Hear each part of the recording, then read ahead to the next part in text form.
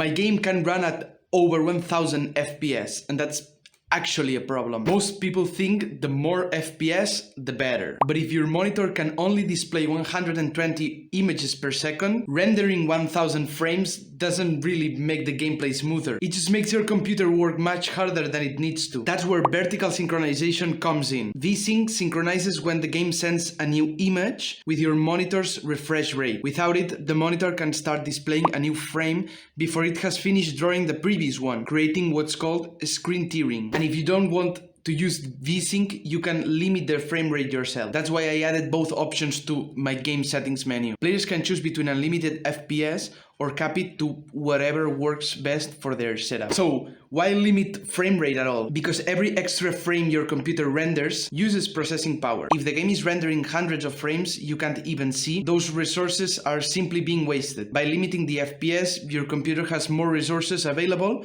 for other applications, and often runs cooler and quieter too. So even though my game can run at over 1000 FPS, I'd much rather players have a stable and a smooth experience, because in some cases less FPS is much better, which is another interesting thing about game development.